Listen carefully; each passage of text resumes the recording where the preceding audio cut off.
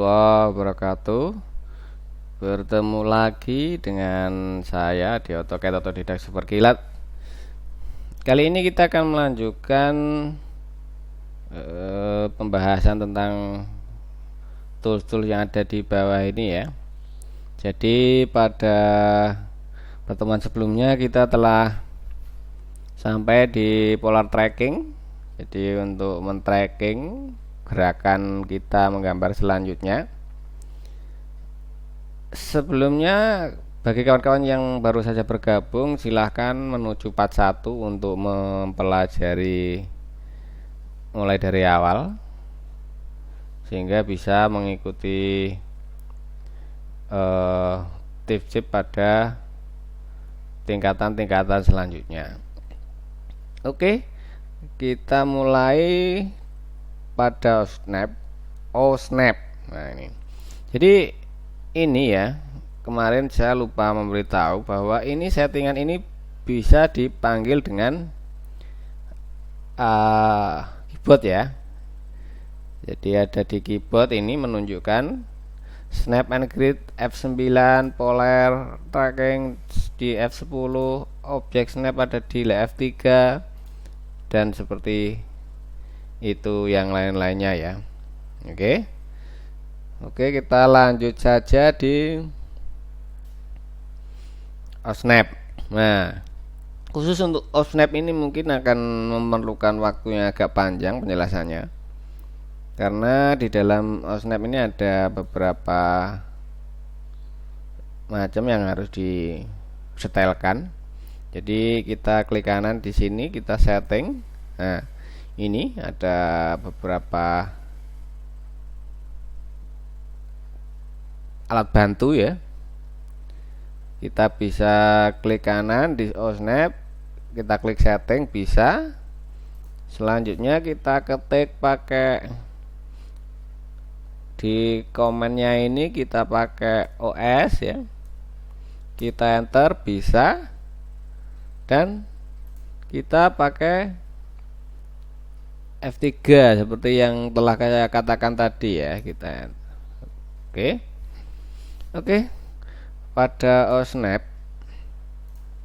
kita langsung menuju ke endpoint. Nah, apa kegunaan dari endpoint? Ini kita buat garis seperti ini. Nah, selanjutnya kita mau membuat garis lagi, misalkan di ujung sini atau di ujung sini. Kalau kita tidak mengaktifkan ini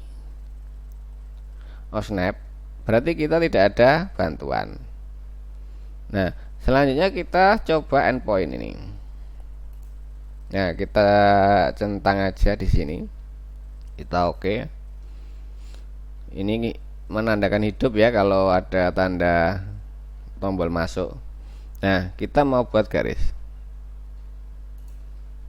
Nah, ini ada tanda kuning-kuning ini. Jadi ini menunjukkan bahwa endpoint atau poin terakhir garis ada di sini. Jadi kita tinggal klik di dalam kuning-kuning tersebut, sudah dipastikan bahwa garis kita sudah benar-benar tepat pada ujung garis pertama ini. Seperti ini. Nah, ini adalah endpoint. Jadi membantu kita untuk mencari ujung garis-garis. Ya. Oke. Selanjutnya di endpoint kita off dulu ya. Kita ke midpoint. Kita midpoint. Kita mau bikin sesuatu lagi, garis atau lingkaran atau entah apa ya. Nah, ini midpoint adalah untuk mencari tengah-tengah dari sebuah objek. Ya, objek garis ini ya. Jadi membantu kita menemukan tengah-tengah daripada sebuah garis. Langsung selanjutnya kita close di midpointnya, kita coba di center ya. Nah, kalau center ini adalah menunjukkan titik tengah daripada sebuah lingkaran atau elips atau ars. Jadi contohnya kita mau bikin garis lagi, sini kita tempel di sini, ini di tengah-tengah keluar senternya, ya, seperti ini.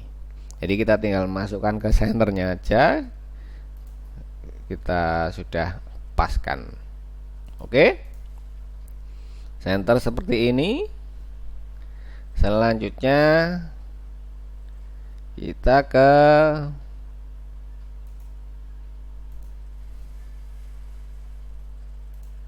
node. Nah, ini kita sebenarnya adalah membahas tentang midpoint ya. Oke, kita bikin midpoint dulu, midpoint atau ini point ya. Kita bikin point di sini.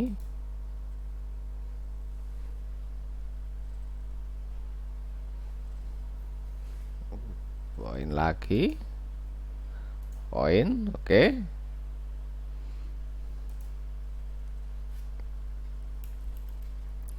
Nah, kita mau bikin garis ya.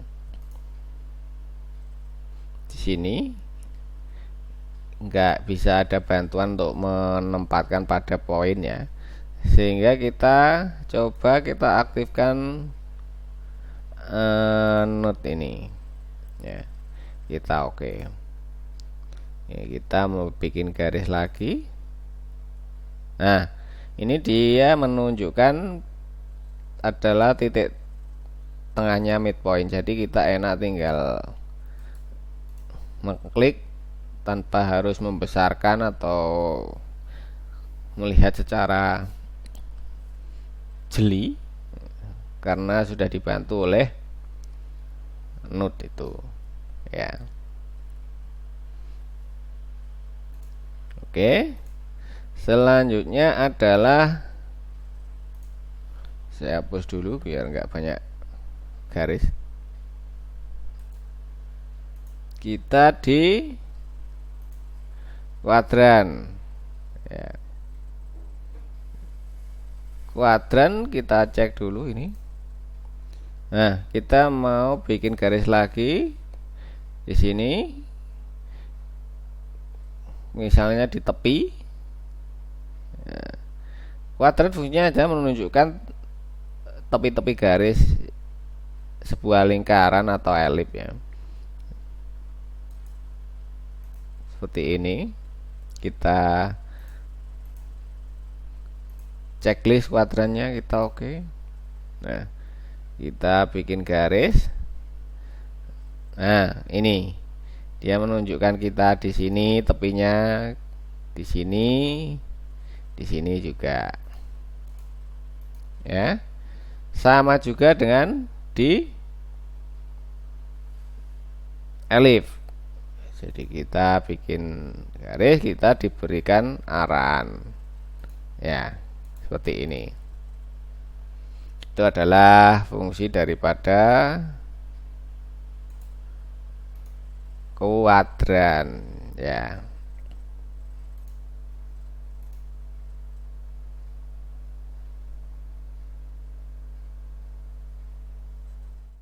Selanjutnya menuju ke intersection ya. Kita coba intersection seperti apa. Jadi intersection menunjukkan ini. Nah, tempat-tempat perpotongan ketika kita mau membuat garis lagi. Nah, menunjukkan tempat-tempat perpotongan antar garis ya, antar garis, entah garis lurus maupun garis lingkaran. Ini kita ada petunjuk kuning-kuning itu. Nah, kalau itu kita off kan, itu tidak akan keluar. Ini tidak ada keluar. Oke, bisa dipahami. Selanjutnya ke extension. Sesuai artinya, extension adalah untuk garis ini menunjukkan arah selanjutnya ya. Kita coba.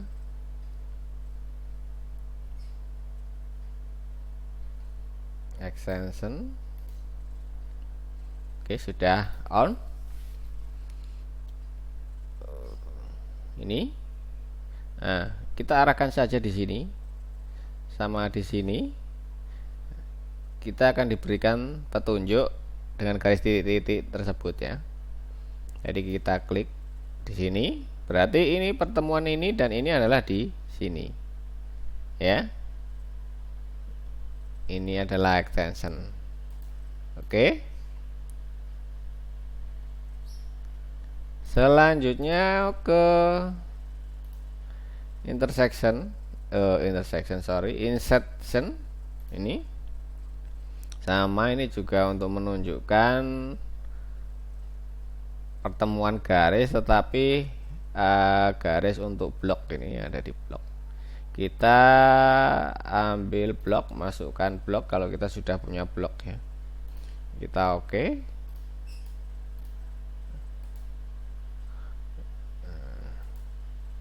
Nah, ini kita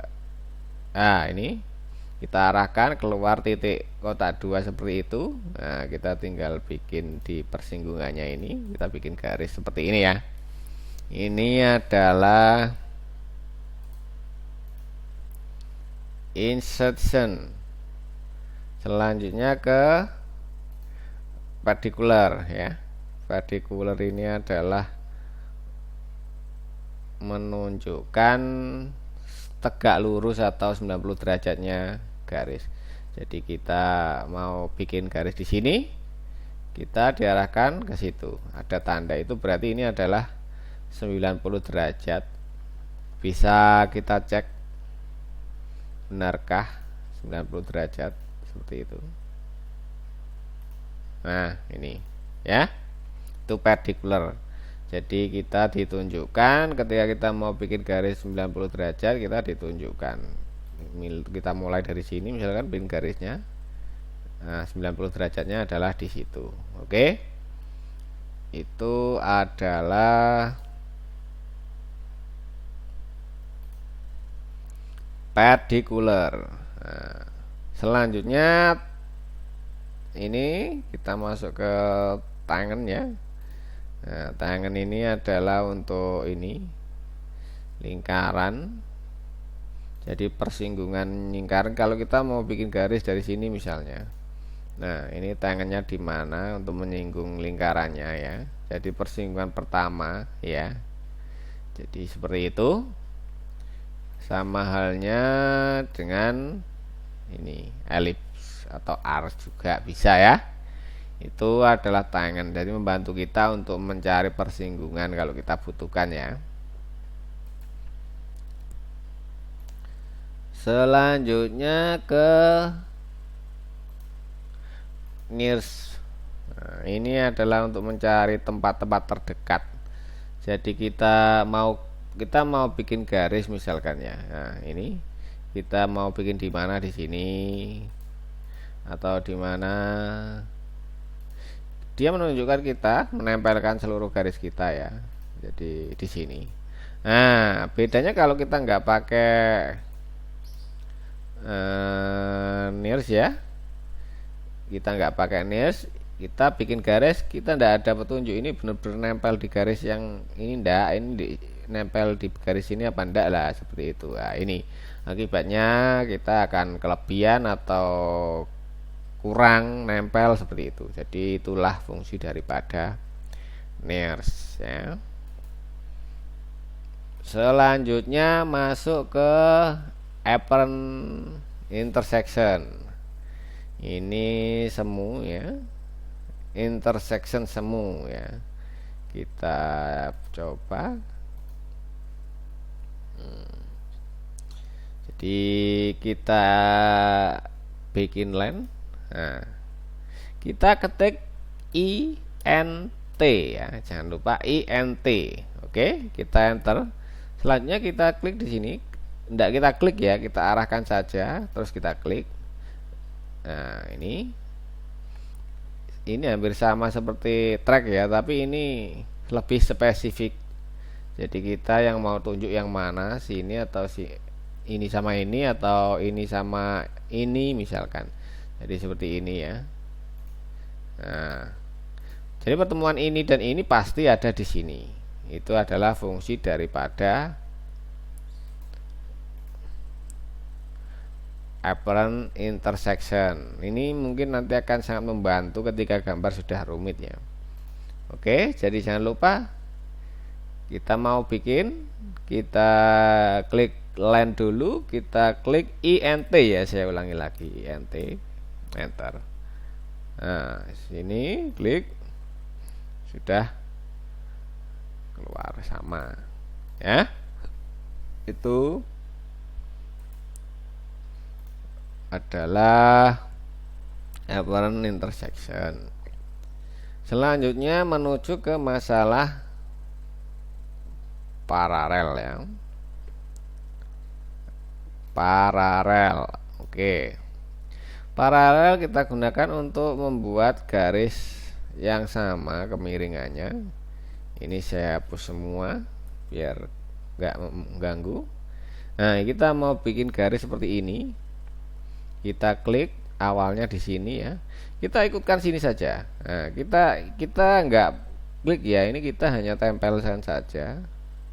Nah, selanjutnya kita bikin kayak gini. Nah, ini kita sudah ditunjukkan sudutnya sama. Nah, kita tempel lagi kalau ragu lagi, nanti akan keluar lagi. Nah, seperti ini.